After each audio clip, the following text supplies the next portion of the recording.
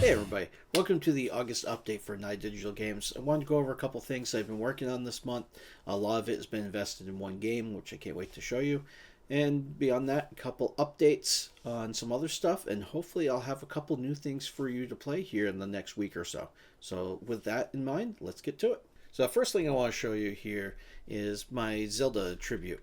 I've got Dodongo, the dinosaur for Dungeon 2. He's in play and actually working.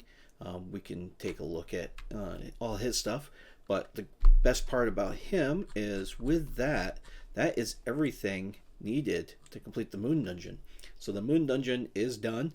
The other thing I've done is I've populated the overworld with enemies. So all the clouds here are all enemy spawners. What I found was before, when I just had all the enemies on the map, it was a big performance hit. Especially with, if you look at all the dots here, I don't remember how many I have, but we're talking, I think I've got about 150 different enemies that are on the map at all times. And then if you kept staying on the overworld, nothing respawned, so it kind of wasn't like the original Zelda. So with all this, I've added in the mechanic where the clouds will spawn the enemy when you leave the screen. After about 5 seconds, they go back into the cloud, so when you re-enter the scene. I might change a little bit of these. I'm not sure if I like the way it's working yet or not, but hopefully this, especially with a performance boost, is moving me in the right direction on this. The next thing I've done is the SNES style stuff. You can see these here, the item graphics are still the NES version, but I'm starting to bring in the SNES stuff into the HUD.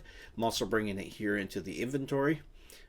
These all, when you play in the game, which I'll show you here in a second, will load up the Super Nintendo sprites. They won't load up the NES sprites, but we can toggle between the two. So I just wanted to kind of give you that. There's a couple enemies, the blue moblins and the blue tektites. I need to get the SNES sprites into them. A little simple, easy thing to do, so I've been kind of kicking it down because it's just a simple fix. But once I get all of that stuff done, right now I'm just trying to get the map swapping, so when you're in the right dungeon, it pulls up the right map. And I need to fix this because these blue boxes and stuff does not look good when you're playing the SNES sprites. Right here, we'll just quickly run through the dungeon. So right here, this is our Dungeon 2, the Moon Dungeon. So you can see we've got all the ropes in here, and key drops, hearts. We've got the new graphics here. If we hit T, we can swap between them, and we still got the old graphics here. And again, new graphics. So it's kind of a cool little thing. Halo did this, be able to switch mid-gameplay and not lose anything. I think is an awesome boon. So just want to make sure I added all that in. And so we've got those in place. I'm hoping to, again, have this for people to play within the week. Almost there, just a couple last things to do, a couple bug fixes to do, and then we should be good. So the other thing I've been working on is try jam and game jams. Usually a 1 weekend, 3 hours, make a game, submit it based on a theme. They did a new thing this time around where it was 3 weeks in a row. Each weekend is 3 hours. Each weekend's a new theme. So I worked on that, working on the RTS stuff. I've been kind of wanting to get back to Dungeon Fodder some more. So I've been working on some RTS components so I can just drag and drop things, make it all a lot more modular, and then make my game development time go a lot faster, especially for prototyping. So I've been doing a lot of that back end stuff. And with that, I want to jump into this 3 weekends in a row game jam. And what I created is this game I'm going to call Terminus Squad. Anybody who's familiar with Warhammer 40k is going to recognize some of this imagery of the Terminators versus the Tyranids. And I submitted to all 3 different game jams. The first theme was a one-way trip. The second theme was reality changes as you go. And the third theme was somebody's guiding you. So I went through all of these. There's a bunch of revisions. I did not put there's 4 different versions of the game. I did not put those available for download just because they contain the assets that I paid for and I can't redistribute them, so I didn't make it available for download. But you can play the final version on itch.io. I'll have a link in the doobly-doo or wherever they call that down below the description. And you'll be able to see what the final outcome is. I think it's a really fun little RTS game. It's in the same vein as my Dungeon Fighter game. You control a small squad. This one's really easy. You just kind of select everybody, you right click to move, you interact with some terminals, and you try to fight off the gene stealers, or the bugs in this case, and try to get off the ship as it's going down. There's 4 possible endings. Let's see if you guys play through, see if you can get all 4 possible endings. And it was a fun little diversion thing, and it made a lot of new friends with the Tri-Jam. And we keep going back and forth with some new stuff we keep making each weekend, and going back and forth. It's fun to be part of that game jam community. Before I've submitted, and just so you see what my rankings are, this was one of the first times where we all get together on the live stream on Twitch, and we've been going back and forth even since then, sharing our new games that we're working on, stuff like that. So it's a lot of fun. So when you get a chance, head on over to itch.io and check that out. And the last game I want to update everybody on this month is V01D Recall. It's a game that it's been kind of sitting in the back. I've been plugging away at it a little bit by little bit. But I got the opportunity in the last month to work with Michael Games, someone who I followed and learned a lot of what I know now about Godot and ideas about how to do different systems from watching his tutorial videos.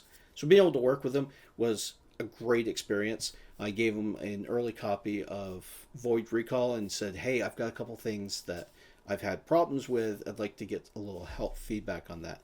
I'll link the video down below. He has a video on his channel where he talks with me, works through the stuff, and then comes back and shows me the different things that he fixed or helped out with. I've started to implement a lot of his fixes into this game. I've made the assassin actually move faster. I've changed the background. Let me jump over here to it. You can kind of see here if we zoom in. He found a fix so that the characters don't blend into the background. It's a really hard thing with using black and white colors only. And he was able to lighten it up, and there's a good color theory stuff on his video about how we can work on this stuff to try to make things stand out and those things. Really interesting. I've added that. I've added like I said, the faster speed. I'm working on right now implementing the shielder that he made so that you can hit the shield. He had a very critical piece of feedback that I totally forgot about, and I didn't think of until he played it and gave me that outside opinion. When you hit something, you want feedback that you actually hit it. And my boss did not have the flashing animation to know that he hit it, and so he also added the sound effect when you hit, so you know when your swords make contact. Not only just you get the flash, but you get the audio cue as well. So that was a outside perspective of something. Hey, I'm totally missing that. So it's really cool to be able to get that input. So of this stuff, I have got mostly stage 1 done, or at least the layout here. So in each one of these terminals has some story dialogue. You can save the game, get stuff like that. So I've got the general flow for the underground lab level. Go through all this stuff. You gotta go through all this stuff. There's some hidden stuff. There's a possible gonna add a little bit more secret areas, Metroidvania style, where you have to unlock this other item, then you can come back later and explore more of the stage. Right now it's just a challenge area with a couple chests, and then I moved the boss room before. I don't know if I've shown stage 1 to you guys or not, but I've moved the boss room around here, so you fight the boss. You have the recovery room, one last little item room, and then here's the transition to stage 2. And I've started working on stage 2. Stage 2, the idea basically is you come in here, you go through a couple levels. This is not finalized. I just kind of threw some platforms in there and reused a bunch of rooms from the first level, so that's why the textures are the same.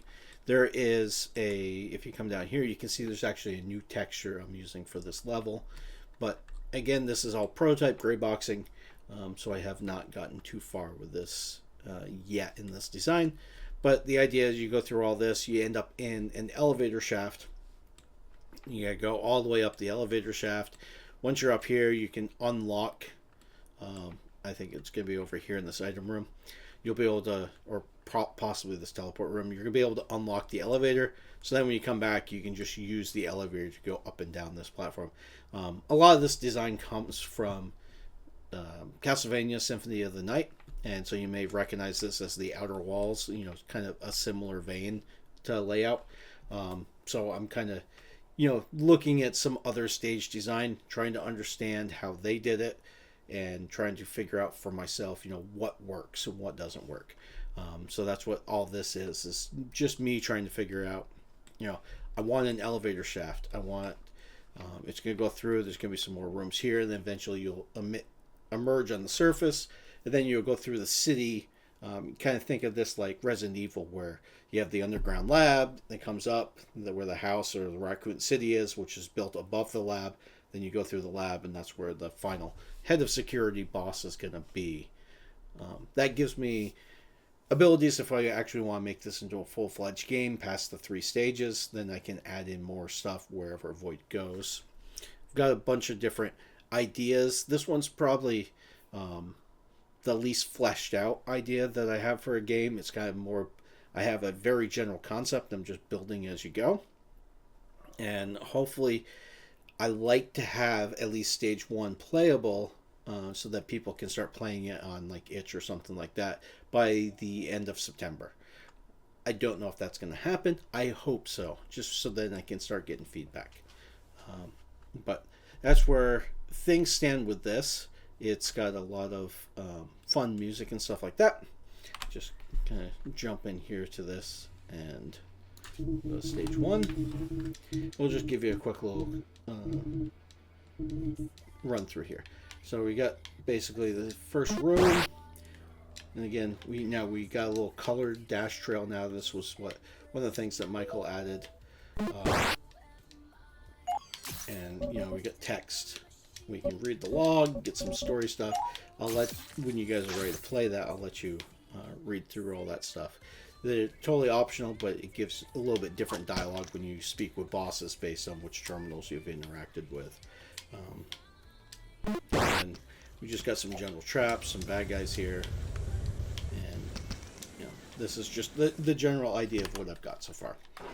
So to wrap it up, this month has mostly been spent on Terminus Squad and those game jams. But the one good thing that I can say is working on Terminus Squad has reinvigorated me to go back and work more on dungeon fodder.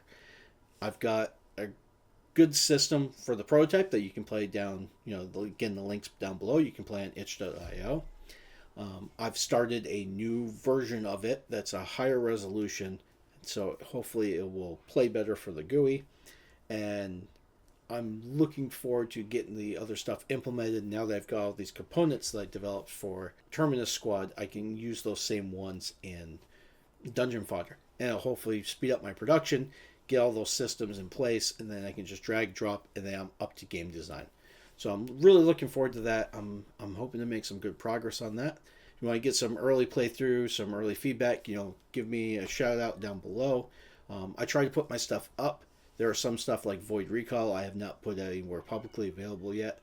So if you want to get early access and try to play, give me some feedback, play it, that type of stuff. Always looking to have that type of interaction. So let me know down below, or join the Michael Games Discord. And I'm in there a lot, and I'm more than happy to share and hopefully work back and forth with people on that type of stuff. But with that, have a good month, and I'll see you at the end of September.